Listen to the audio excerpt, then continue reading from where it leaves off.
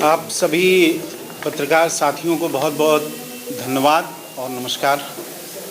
बहुत साल यानी कि 22 साल इस स्टेज के शायद मैं उधर बैठा और पहली बार ऐसा हो रहा है कि मैं स्टेज के इधर 22 साल पत्रकारिता करने के बाद फिर मैं वकालत के पेशे में आ गया और आज मैं बतौर एफआई बिल्डर के लीगल कंसल्टेंट के तौर पर आपसे वाकिफ़ हो रहा हूँ।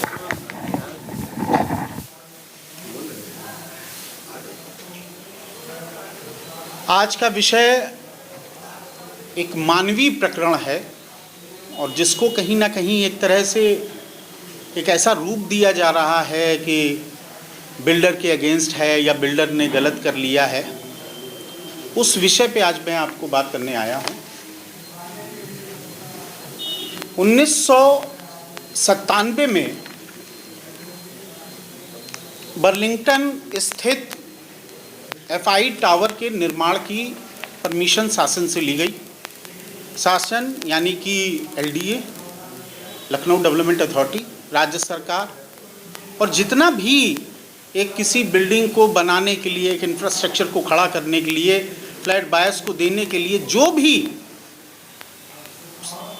कानूनी प्रक्रिया होती है वो अपनाई गई और उसके अंतर्गत एक बिल्डिंग की परमिशन एलडीए ने दी। 1998 के 7 में शुरुआत हुई और 1998 में उसको बिल्डिंग को पूरा कर लिया गया। 99 से लेकर 2001 तक सभी जितने करीब 90 परिवार उसमें रह रहे हैं और उसकी बिल्डिंग को पूरा किया गया, सबको पोजीशन दिया गया, विधिवत पोजीशन दिया गया।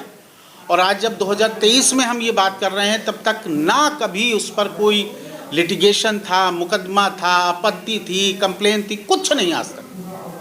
FI builder private limited company थी जिसके 5 डायरेक्टर हैं, उन्होंने इसको बनाया और बाकायदा दिया। कहीं यहाँ तक कहीं कोई समस्या नहीं। 1998 में जब ये बना लिया गया तब ये हुआ कि चूँकि निर्माण अच्छा है तब तमाम और भी बायर्स आए और बायर्स ने कहा कि साहब हमारे लिए भी अगर इंतज़ाम हो सके तो वो बिल्डिंग को एक्सपेंशन करिए। जगह थी। हम तभी शासन का यानी कि एलडीए का स्वैच्छिक समन योजना 1998 आई जिसमें एलडीए ने बाकायदा लिख के दिया है, वीसी का लेटर है जिसमें लिख के उन्होंने माना है इस बात को कि जहाँ तक लोगों के एक्सपेंशन का सवाल है, जहाँ जगह की कमी है और बढ़ सकता है, अगर आपके पास क्षेत्रफल है आप बना सकते हैं तो निश्चित रूप से एलडीए की एक टीम जाएगी, इंस्पेक्शन करेगी, ये देखेगी और तमाम विभाग, केवल एलडीए नहीं तमाम विभाग उसमें शामिल थे कि इंस्पेक्शन करेगी, जांच करेगी कि क्या उससे बनाया जा सकता है कि नहीं। और बनाया जा सकता है उसके बाद लखनऊ डेवलपमेंट अथॉरिटी ने उसके दाम तय किए, शुल्क तय किया जिसको एफआई बिल्डर ने पे किया। पे करने के बाद 7th और 8th फ्लोर बनाए गए। 6 फ्लोर बने थे, 7th 8th फ्लोर बनाए गए, लोगों को बसाया गया, रजिस्ट्रियाँ हुई, पोजीशन हुआ, कहीं कोई समस्या नहीं। अब जंप करते हैं साल 2022 में, अब सीधे आ जाते हैं। नरेशन ये है कि इस सब के बीच कहीं कोई विवाद नहीं रहा। 2022 में हम सीधे आ जाते हैं जहाँ साल 2022 में एलडीए की तरफ से एक नोटिस जारी किया गया कि जो 7th और 8th फ्लोर है वो आपने गलत बना लिया है।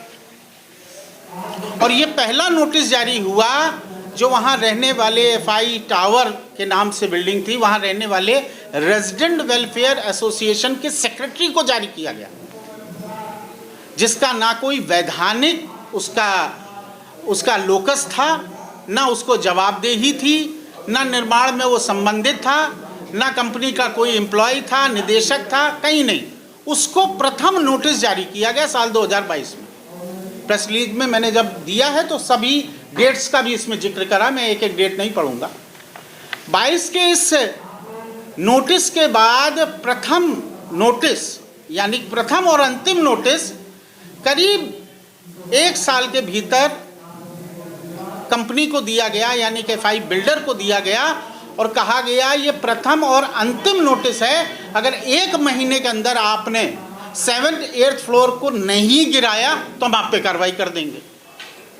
पहला नोटिस और अंतिम नोटिस मतलब इसका जवाब देने का भी उन्होंने मौका नहीं दिया। 15 दिन के अंदर कंपनी ने विधि पूर्वक, एफआई बिल्डर ने, चूँकि 7 डे फ्लोर में लोग रह रहे थे, परिवार रह रहे थे, परिजन रह रहे थे, इसलिए उन्होंने विधिवत रूप से उस नोटिस का जवाब दिया। और उस नोटिस के जवाब के अवलोकन में एलडीए ने फिर 15 दिन के भीतर एक नोटिस जारी किया कि जो आपने जवाब दिया उससे हम संतुष्ट नहीं हैं और इसलिए हम बिल्डिंग आपको गिरा रहे हैं। आज पोजीशन ये है कि 23 तारीख से 23/12/2023 से एक कार्रवाई शुरू हुई जहां लोग रह रहे हैं, परिवार रह रहे हैं, छोटे बच्चे रह रहे हैं, बुजुर्ग रह रहे हैं, बीमार रह रहे हैं, उनके मकानों की तोड़फोड़ की कार्रवाई शुरू हो गई। और 25 तारीख जिस दिन समूचा देश, पूरा विश्व क्रिसमस का हर्ष उल्लास से मना रहा था, उस समय 7 और 8 फ्लोर के रेजिडेंट सड़कों पे खड़े हुए थे, अपनी प्रॉब्लम बता रहे थे, लेकिन उनके घर पे हथौड़े चल रहे थे। तो ये प्रकरण हुआ।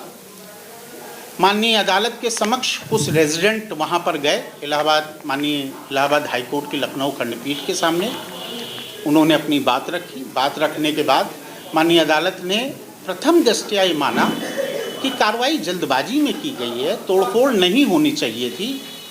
ये नहीं है पेपर, ये हमारे पेपर्स, ये प्रेस रिलीज आ रहे हैं। प्रथम दृष्टया ये कोर्ट ने माना कि ये जल्दबाजी की कार्रवाई है और उचित समय दिया जाना चाहिए था, बात सुननी चाहिए थी, कोई ग्रीवांस थे उन ग्रीवांसों को सुनना चाहिए था, लेकिन मकानों को तोड़ने का औचित्य नहीं बन रहा है।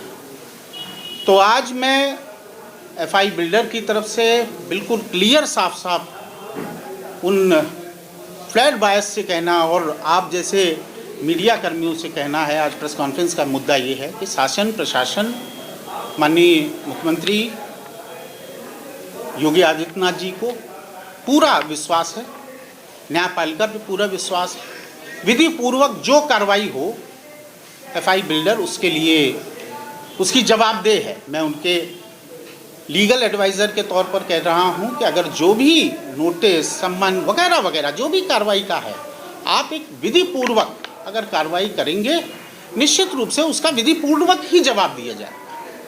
लेकिन अगर एक तरफा कार्रवाई करके वहाँ पर रह रहे रेजिडेंट्स को अगर आप खाली कराएंगे तो ये मानवीय तौर पर ठीक नहीं है। ये एक हमारा पक्ष है। एफआई बिल्डर ये बात साफ अपने निवेशकों से या अपने फ्लैट बायर से कहना चाहता है। हम उनकी पूरी कानूनी लड़ाई में उनके साथ हैं और शासन प्रशासन से हम एक बार दोबारा ये कहना चाहते हैं, आप इसको मानवीय आधार पर दोबारा से विचार करें। ऐसी कार्रवाई जहां तोड़फोड़ हो जाए, घरों से लोगों को निकाल दिया जाए, और ये तब हुआ जब 2 दशक के बाद, मतलब 1998 में वो शमन की प्रक्रिया हुई, आपने एलडीए को पैसा भेजा और सब कुछ होने के बाद रेजिडेंट जब रहने लगे, उसके 24 साल के बाद उन पर ये कार्रवाई हो रही है, तो उनके परिवारों का क्या होगा, वो क्या विचार करेंगे। तो इस समक्ष मैंने अपनी बात रखी। आपके कोई प्रश्न हो तो निश्चित रूप से आप पूछ सकते हैं।